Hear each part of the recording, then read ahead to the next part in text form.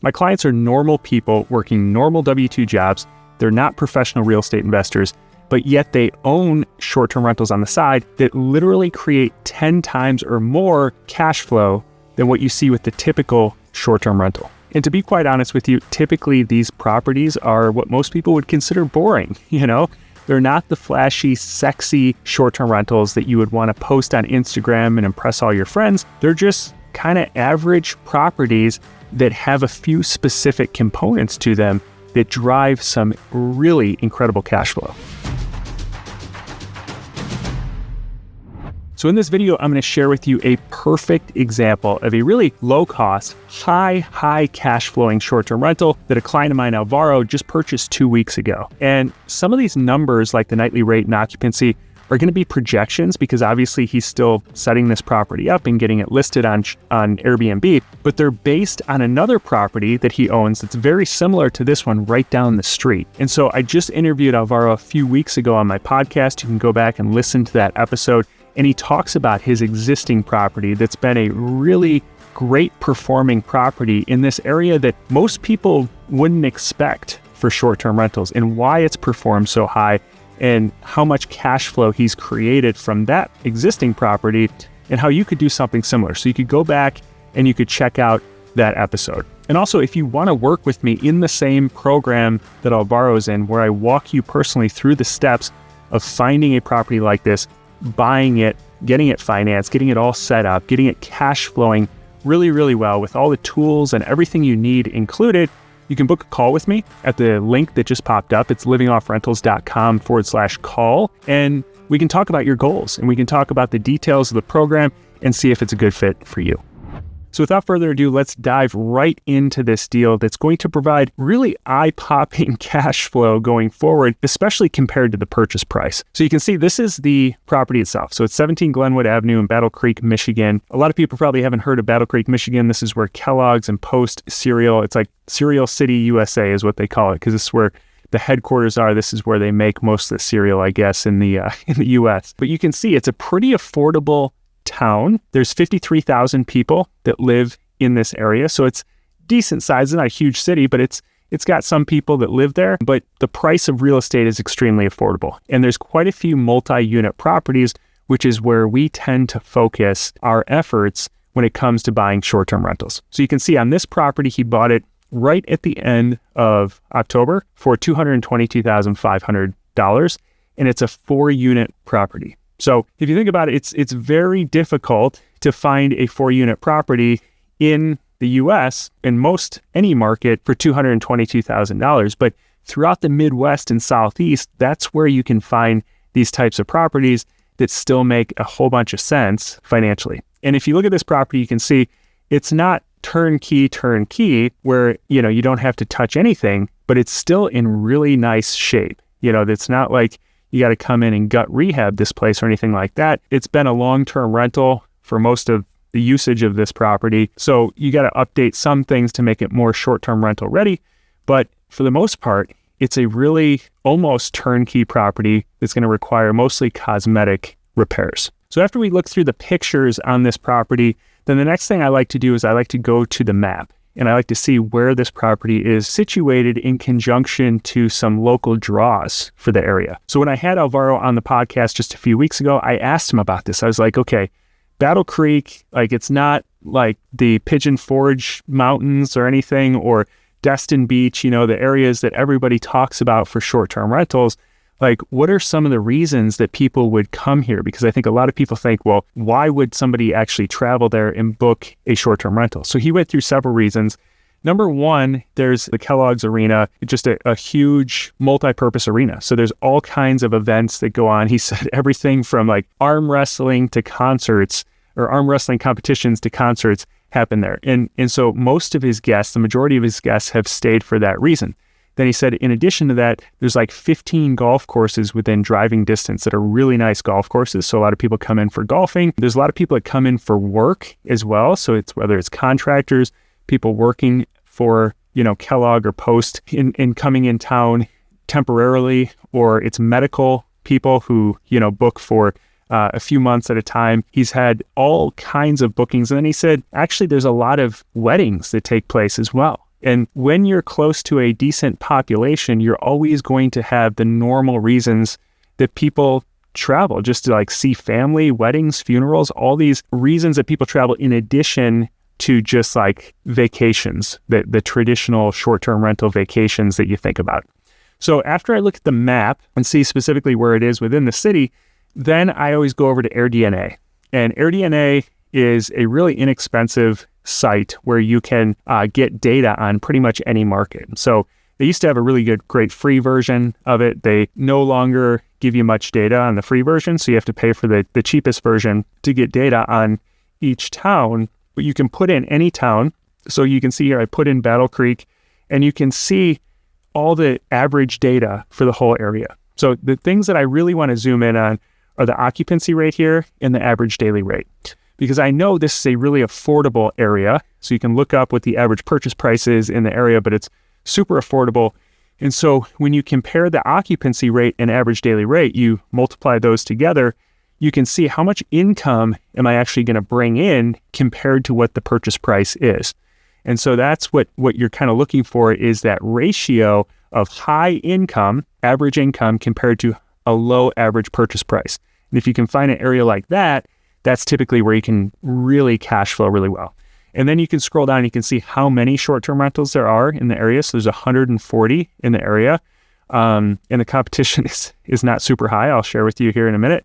And then you can see in different times throughout the year, what is the average occupancy. So you can see when the peak season is and when the slowest season is, which this is pretty typical for the Midwest, January being the slowest month and July being the peak of the season. So that's nice to know the averages, but I would never run my numbers based off averages for an area, because every property is a little bit different. So I want to run my numbers based off of actual performing properties right in the area. So what I do is I paste the address into Airbnb itself. You can put the actual specific address in there, and then it will pop up as this yellow dot on the map. And so what Airbnb does is they zoom way out. So you put in the address and you can see where the dot is, but you can also see this massive area. And they always recommend like the top, say, 8 or 10 properties in this huge area. So there's probably hundreds of short-term rentals in this huge area, but they're only going to highlight the top 10 or so. So what you really want to do is you want to zoom in, because it's nice to know what the top 10 are. You want to like mimic obviously what's working really well for the area, but then you want to know just right around that specific property, how are the comps performing? So that's what we do. We zoom in, and as you zoom in, you can see more and more properties pop up. And ironically, these ones that have the heart next to them are actually Alvaro's properties. So you can see these are the two. He's got a pretty cool logo that he created on his units, and it's a 2-unit property that he has. And then he's got a super listing as well. So this is a super listing where he lists both units together in one listing, and then he's got the individual units listed separately. And they're all performing really well. And he knows then his numbers because he's creating another property very similar to this one that's right down the street. So he knows exactly how his current property is performing. And so what I want to do is I want to look at the comps and see, what I can expect. So even if you don't have one that's already in the area, you can look at others that are going to be very similar. And so this is his current one is a 2-unit. He's buying a 4-unit, so he's going to have even more economies of scale in his new property. But this is how you go about analyzing the property. So you want to look at the pictures, just make sure your furnishings and the experience you're going to offer matches the comparable property that you're using to come up with your numbers. And it's very similar finishes. He's going to, he's furnished it really well. He's going to have professional pictures at his new one, just like he did at this one. And he's just created a really nice experience for his guests here. And so his nightly rate and occupancy should be very similar. Then you can scroll down and you can read through the reviews and see what people like about this property and see what people don't like. You can also see when people stayed. So you can see, are there gaps in people's calendars, and look across multiple listings to see if there's a trend of a gap, like there's a whole month where people just aren't getting bookings. Your occupancy is going to be pretty light during that time. you can see it tells you when these guests stayed. So this was 1 week ago, 1 week ago, 2 weeks ago, 3 weeks ago, October, September. So you can go through, and obviously you don't know how long each guest stayed. So you're not going to know exactly, what the occupancy is, but you can come up with an estimate. Then you can go to the calendar and see, are there upcoming bookings at their current list price? So this is November 15th today. So you can see for the next week, he's booked out on this property. And then you can see over Christmas, he's got some bookings. He's got one next weekend as well. So he's got some upcoming bookings. So like around this price point that he's asking, he's getting bookings, even though this is probably one of the slowest times of the entire year. November and January tend to be in the Midwest, two of the slowest times before you get into the Christmas season. So you can see, you can check like for the weekend, it shows you he's at 155 on the weekends, and then during weekdays, he's at 125. So you can kind of use that then as a gauge and look at multiple properties in the area and come up with your numbers that way. So that's how you come up with your nightly rate and your occupancy. So then you go back then to the analyzer tool, which I'll put a link to this in the video description if you want to download this, but you can plug in all the numbers and the yellow cells will calculate everything automatically. So you're going to plug in your purchase price, your estimated closing costs. You just want to put in an estimate of after it's all set up, what it would appraise for, your after repair value, property taxes, annual insurance, estimate of repairs, an estimate of your furnishing costs. So you're just going to plug these numbers in and then what your financing looks like. So like I mentioned in the beginning of the video, he's actually financing this 100%. He's not putting a penny toward this. So this is where I want to show you how he's doing that. So initially, the first loan here is going to be a DSCR loan or an asset-based loan, which is basically just an investment loan. And there's tons of DSCR lenders out there. Again, I'll put links to some of them that I've used in the description below, but there's some great ones out there. And these lenders will give you 80% of the purchase price. When you're buying a property that's relatively turnkey, they'll give you 80% of whatever it appraises at or whatever you're purchasing it for.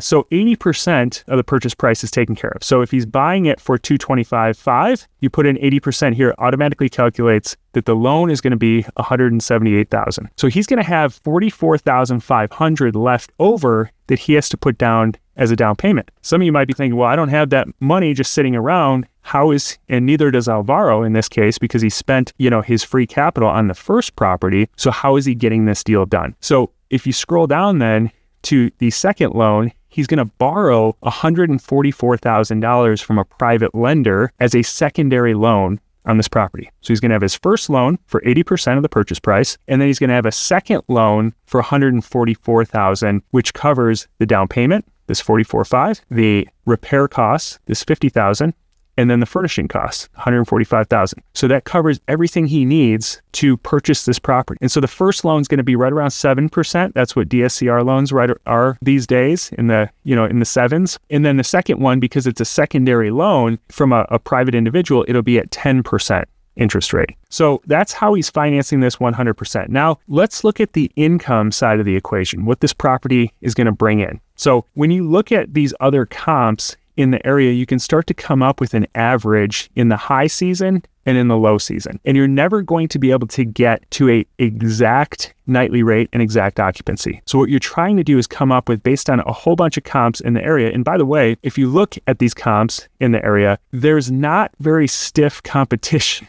His other properties are, and that's one of the beauties of buying in a more affordable area, is that to be at the top of search is not very difficult, because you can see like this listing here, the cover photo is just like a empty room. It doesn't scream to you this just amazing experience. There's like this apartment here, this floral bedspread with, the yellow shag carpet and nothing on the walls other than this picture from like 1970 something.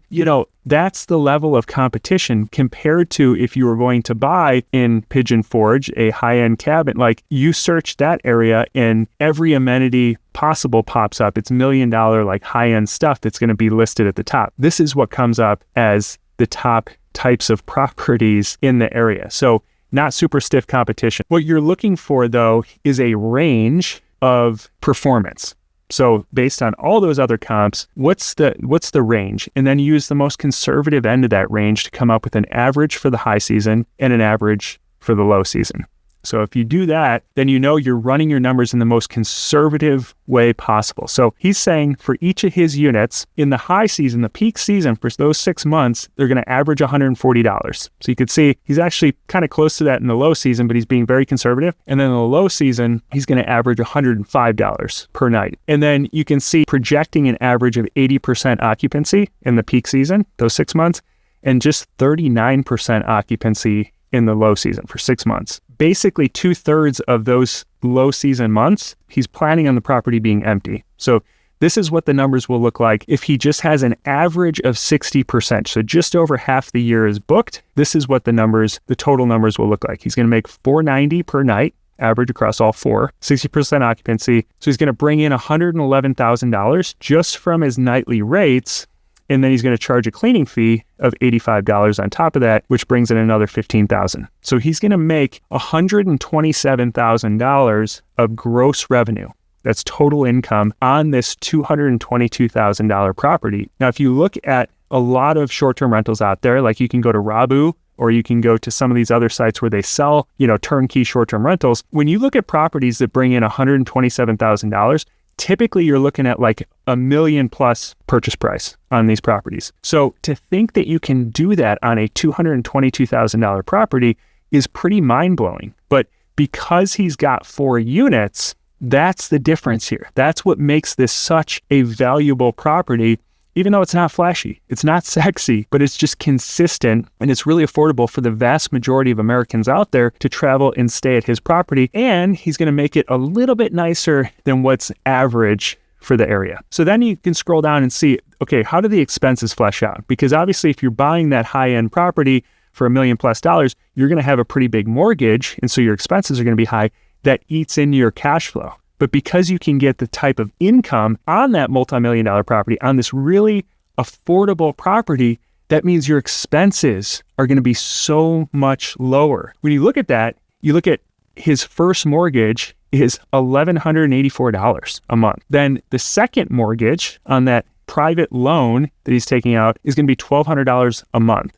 So that's at 10%, paying interest only on that private loan, which is what most private lenders are asking for. He's going to pay another $1,200 a month. So you can see what his insurance costs, property taxes, his cleaning fees that he's charging, he's charging $85 to his guests, and then he's paying that to his cleaner. So that translates to $1,293 a month. And then a really conservative estimate on utilities, lawn and snow removal, consumables, which is like toilet paper, paper towels, maintenance set aside to make sure that, you're covering and planning for maintenance things that will pop up. And after all that, his deal calculations look like this. So $127,000 of gross income, $73,000 of expenses, which leaves him with $53,923 a year of net cash flow after all his expenses, after his set aside for maintenance, everything, which translates to almost $4,500 every single month coming in. When you look at his ROI, or return on investment, or a lot of people will look at cash on cash return, it doesn't calculate because he doesn't have any of his own cash into it. So it's infinite ROI, it's infinite returns because he doesn't have any of his own funding or own cash into this property. So that he's still making $4,500 on top of being fully levered in this deal. So obviously over time, the deal is going to appreciate. He's going to pay off some of these loans. And so if he pays off this private loan, then his cash flow goes up $1,200 a month, even higher. So then he's at $5,700 a month of net cash flow after all his expenses coming in the perpetuity forever, right? Because he's already set aside for maintenance and upgrades and things like that. So this is just recurring cash flow on top of obviously all the tax benefits and appreciation and principal pay down, all the other things, the benefits that come with owning real estate. This is a monthly income. So there's a lot of people out there in America that could live on $5,700 a month of net cash flow coming in. That's basically almost $70,000 salary, annual salary that is created from this one property if it wasn't fully levered or if you paid off that secondary loan. But in this case, he's borrowing the money for the down payment, the furnishings, and still making $4,500 on this property per month on an ongoing basis. One other thing that I just want to show you real quick, why this property and why this deal works so well is because it's a 4-unit. So if I was to just delete these and say he's buying a single family home in the same area, and so maybe because it's a single family home, he's making a little bit more, say $200 during the high season and $150 in the low season, a similar purchase price, a similar size house, so probably about the same purchase price. You can see what the difference is in the calculations. So now instead of making $4,500 a month, he'd be losing $1,500 a month. So when people are like, those numbers just don't seem accurate, or how could that he could possibly make that much on this 4-unit? That's why multiple units bring in so much more net cash flow at the end of the day because of those multiple streams of income. So in this case, having 4 units that are each producing higher than average income because they're short-term rentals, it makes the net cash flow so much higher. As you could probably tell, this type of thing really fires me up because there's no other investment out there, whether it's in real estate or outside of real estate, that you can invest this amount of money into and have it actually financed completely by somebody else, and it pay you this type of money consistently every single month going forward into perpetuity, and you own this asset that's not ever going to zero. It's a tangible asset. It's going to appreciate over time because the vast majority of Americans can afford to stay there. So it's a solid, reliable asset. And the great thing is it works in this interest rate environment. And if something changes, let's say a short-term rental regulation changes, travel changes, the economy shifts, you could always convert it to a long-term rental and it would still cash flow really well. So as I mentioned, if you're interested in this model, if you're interested in working with me personally, to help you find a deal similar to the one that I just walked you through, you can set up a call with me at livingoffrentals.com/call. There's a short questionnaire there. You can fill out that questionnaire, and then it'll take you right to my calendar. You can book a call with me. We could talk through your goals and the details of the program and see if it's a good fit for you. As always, thanks for joining me for this video. God bless, and I'll see you in the next video.